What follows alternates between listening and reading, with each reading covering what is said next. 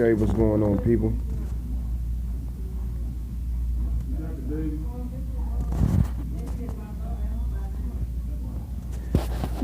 Well, it's a couple of things that I actually wanted to discuss as far as I'll call this how to manage your money 6.2. And we're going to get into some little discussions and topics today on what it is as far as getting deep into, how can I say, managing your resources as far as in the house. Well, one of the things that I did do was that I managed to make sure that we counted everything in the house, and we actually made a list of everything as far as, you know, the toilet paper, toiletries, stuff you need for the kitchen, breaking down the food, taking everything up out of the boxes, making sure that the refrigerator holds a certain amount. I will say that it's a lot of people that that really don't actually know about how to maneuver their dollars and to making their dollars work for them. And this is the little small stuff that actually adds up to the big stuff. So pretty much when you take account of everything, of course you come to find out that you have more than enough. I would advise people to start getting activity sheets and make a list of the activity sheet on just your spending activity, and be real conscious on you know, what you're spending your money on. I would say that the average human being really don't need a whole lot to be able to function for the day. If one, you fix your lunch, you take with you, you pack your lunch up. The most money that you had to take out of the house is no more than probably like maybe $25 to $30 a day, if that. And that depends on if you want to eat out every day. But if you're trying to save money and you're trying to consolidate your funds and you're trying to make sure that you make your money work for you, and my advice to you is really actually make a list of what you do throughout the course of the day as far as how many times to the store. A lot of people, they go to the store multiple times, they just randomly buy shit, and that's not good. So you make you a monitor list on times that you do stuff. If you look at the receipts, keep all your receipts on everything that you purchase, so that way at the end of the week you can tally up to see how many times you've been to the store, so you can know where you know where your dollars is accounted for at. A lot of people don't keep their receipts. We have to start financially really paying attention to where we are putting our dollars and how we are spending our dollars. Now, it's been a long time coming, but we have to start with inside the house first. That's the biggest thing. You know, that's where it starts at, inside the house.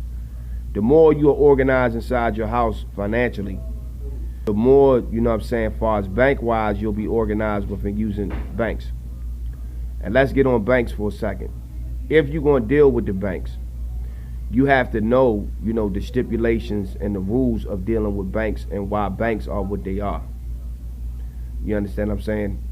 If you do keep your money, you either going to do one or two things. You could put it in the bank and they charge you for holding your money, or you can invest in the bank that you're putting your money into, so that way your money won't just be sitting there doing nothing. You understand what I'm saying? One of the things that we have to realize is that the paper money is not really backed by anything. Did y'all know that? Them square pieces of paper is backed by anything. So thing to do is to definitely have some type of asset that builds compound interest. So what I'm saying is that you got to put your money to work. It does you no good for that shit sitting in the bank.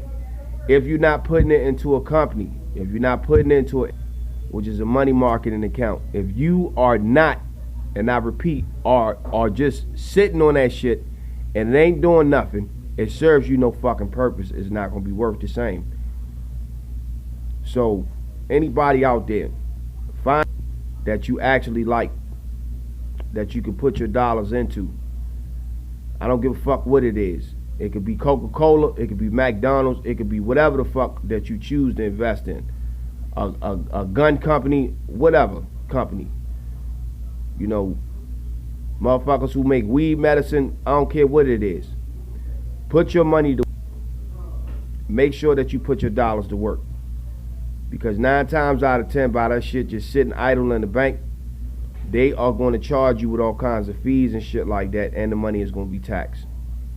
Plus, under the federal law, you know what I'm saying, you can't go past $5,000. Well, between $5,000 and $50,000, you can't go past that.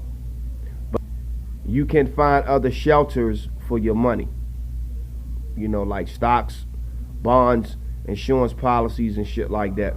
And various other different things that you can invest into that could work out on your favor if you are a disciplined person. You know, so it takes discipline to build this up. It don't take no more than a year to actually build up a financial portfolio for you know what I'm saying, whatever actual elements that you trying to accumulate for yourself. And what I mean by elements meaning you know what I'm saying, meaning assets. So you want to build up assets. And my thing is, in long term, if you put money into, or you put money into an MMA, an IRA, a 401k, if you actually do the shit correctly, or mutual funds, you know, you can retire. You know what I'm saying? You can have another type of income coming in. So it's time for us to get smart now as far as managing our money. Care on how much you make. You could be a nigga that make $30,000 a year. You could be a nigga that make $12,000 a year. You could be a motherfucker that make $100,000 a year. What we have to go for is proper money management. You understand what I'm saying? Most of the time, y'all don't have to spend money. You just do that shit to feel comfortable. That's all that is. Most shit that you can eat throughout the course of the day is at the house. And then, you know, if you need to buy gas and shit like that, you can get you a gas card. And you can already have those expenses mapped out and monitor out. You know, you find out how many miles that you can get to the goddamn gallon or whatever. But I see a lot of people, you know, that just spend their money reckless. You know what I'm saying? Majority of the time is just, you know, if you could pay all your bills up for the fucking year, then do that. Because the cash is always going to be there.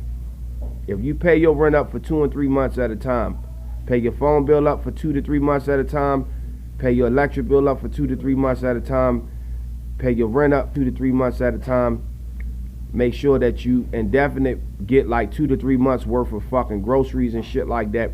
Take at least the first 6 months of your money and pay all the bills up. And throughout the rest of the year, you ain't really got to worry about shit.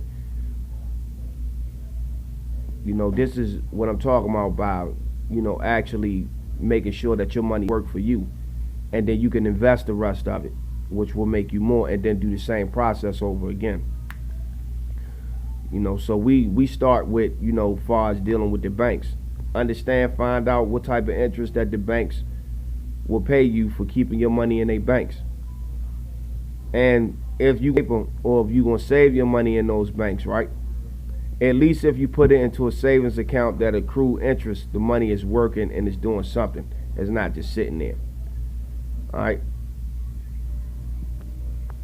Or buy something. You understand what I'm saying?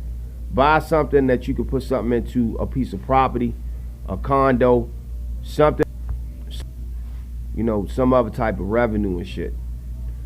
So y'all gotta understand, you know, that that the money has to do something. Even if you pay the rent up, you know, that's still doing something because you paying the bills. So let's try to keep this clear, y'all. All of this shit starts at the house. First, you get a chart. Then you get an activities list. You understand what I'm saying? And then whatever other future, savings that you got, you save that and you put that into whatever it is that you're building. So if you trying to build wealth, all right, you either going to potentially buy a property, or you're going to buy stocks and businesses, or you're going to create a business. But your money has to do something. It can not just sit there. All right, money that sit around won't be around. All right, it has to do something in order for any type of economical power or fluctuation. Movement, economy, fluidity is always life. Remember that. It's only, when you can't move no more, that's when you die. And what I mean by that is, and metaphorically speaking, is that if your money is just sitting there doing nothing, that shit is going to dry rot, because it's a promissory note. It ain't really backed by nothing. The only way to move it is to keep moving it around and putting it into something. And until the American people know and understand that, for real, that if you don't put your money into different assets and different shit, that you're not, it's always going to be hell for you. And this is down to the basic. Now I'm making this video as plain and simple, so that way that niggas can actually understand that shit. You know what I'm saying? And when I say niggas, I mean everybody, the ignorant, in general, to understand that your paper money is not what you think that it is. And never was when you thought that it was, on how the way that they taught us that it was. You understand what I'm saying? I pray and I hope that you take, this video seriously. You understand? Because through my years of trials and tribulations and dealing with shit, and I used to always wonder why, motherfuckers used to be going crazy over paper money and shit like that. And when you start to look at the game, and I made a lot of money in my time. I've been on the planet 42 fucking years. And, I don't look my age. You know what I'm saying? I'm healthy, healthy, and I'm in shape and shit. And I stay training, and staying at the ready and staying frosty to the motherfucker. Trust and believe you me. And my years of living, I used to always wonder why people would be, geeking over fucking money. And why Friday niggas would get paid, and then Monday niggas be looking sad to the motherfucker because they broke. It occurred to me that, when I started learning the difference in between cash and assets and, and different things, investments and business and shit like that, I was like, So basically, you have to put your money into this shit, a service or something that can make you more money. Or you could put your money into people. So it all boils down to the physical labor and shit. Because banks give you loans and then they charge you interest on, and then you become a slave into paying the bank back. So now you working to pay the bank back because they done loaned you their money. So now you got to pay them 3 times more, or however much the interest is on your dollars. Well, how can you be free of that? Well, the only way of being free is internalize everything and not pay out anybody to anybody else. Everything yourself. Keep everything in-house. That's the way to do that shit. Do everything yourself. So this is I'm gonna close this out, and I'll pick this up and continue this later. But this is 6.3 or 6 point how to manage your money. This is Lee Majors out, Urban Special Forces. Peace.